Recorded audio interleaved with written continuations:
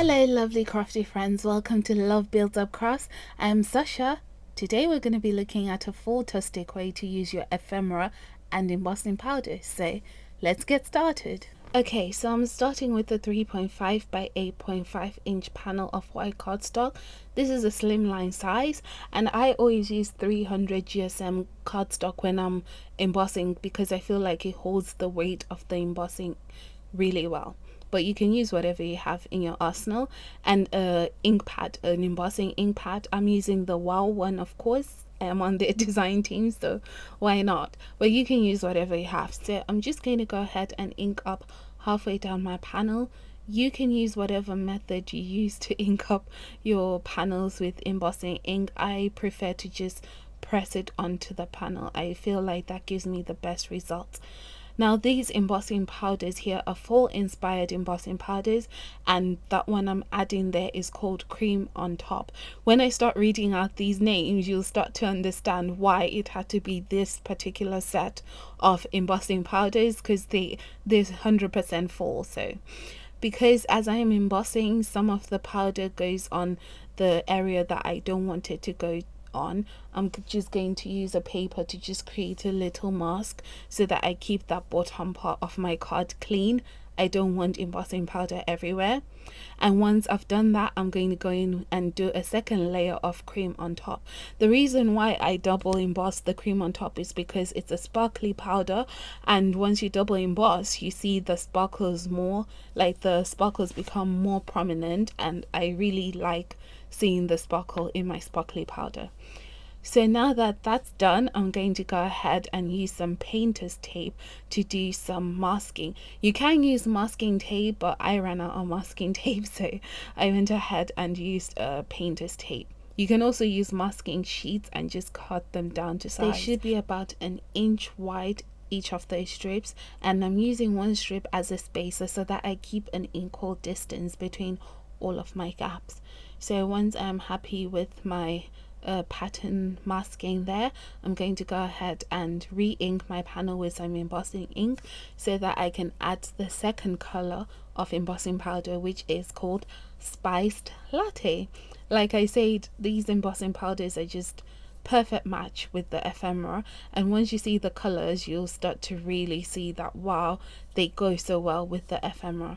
So anyway, now that I've embossed that, you can see it's like a nice deep orange. It is a bit tinted because of the cream on top that's underneath, but you can still see it's a beautiful orange color.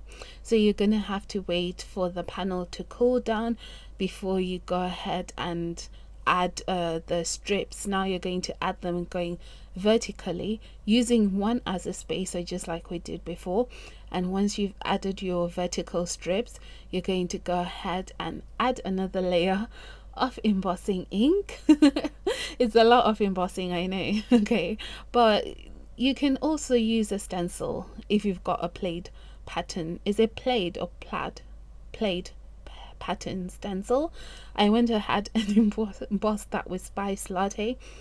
English is not my first language, so sometimes the words, yeah, they don't come so easily. Anyway, let's go ahead and add some horizontal strips to the vertical strips. We're not going to do a peel yet. We want to create like cube gaps in the pattern. Yeah, that makes sense. So anyway, once we've done the horizontal masking, I'm going to go ahead and add the last color, which is macchiato. So the three embossing powders are Cream on Top, Spiced Latte, and macchiato. Can it get any more fall than that? Okay, you can literally smell the fall through the screen. Okay, so anyway, now we can do the big reveal. Hopefully, as I was revealing this, I was praying so hard. I'm like, please don't let there be any overlap, and thankfully there was no overlap. We've got a nicely planned plaid pattern.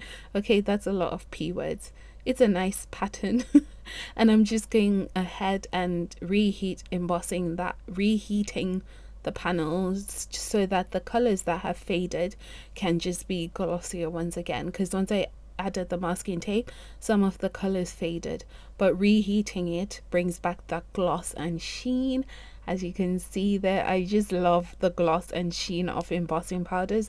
It gets me so excited. So something else that gets me so excited is the ephemera from the Not Too Shabby box of the month. Honestly, I will just link my video for the release hop, and you can hop along and see the other videos from the design team members.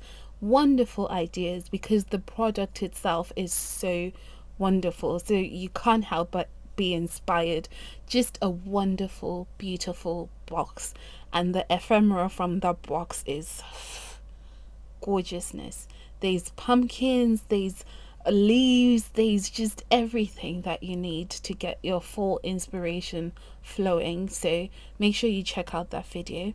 But in the meantime, I've gone ahead and sorted out a layout because I don't want the video to be too long. It does take me ages to like figure out where I want to place things, because I am a wee bit of a perfectionist, so things take longer than they really should. But anyway, I went ahead and sorted out my layout, and then I used some press and seal to hold it together. I've got pumpkin and then some sunflowers there. I think they're sunflowers, and then some autumn leaves and some is that a nut? I can see a little nut there or something, but you can choose whatever you want from the ephemera pack. There are 2 different packs with 2 different color stories, so you can choose whatever you want.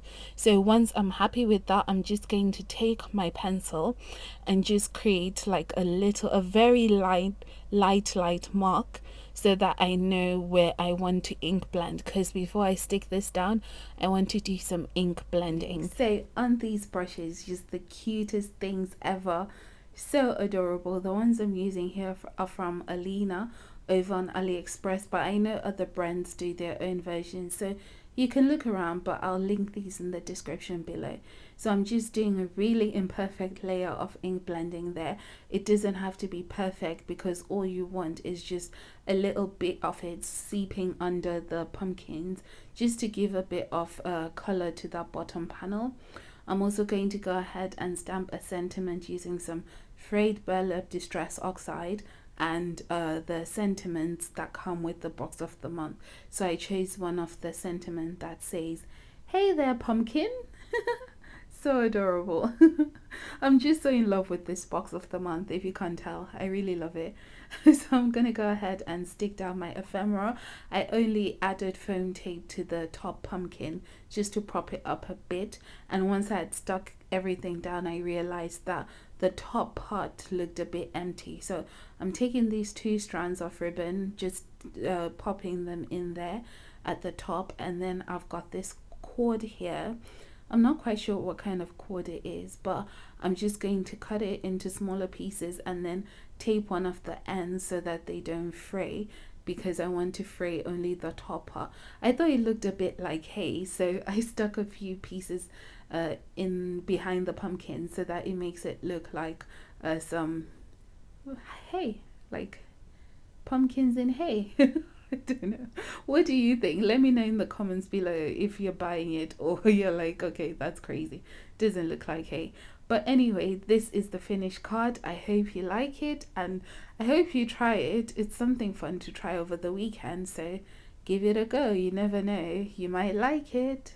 So if you like this card, then please check out my Not Too Shabby playlist over here for more inspo, and if you want daily inspo, then definitely check out the Not Too Shabby channel, because they post videos over there every day featuring the box of the month and all the other wonderful products from Not Too Shabby. Don't forget to subscribe to the channel and come back next time.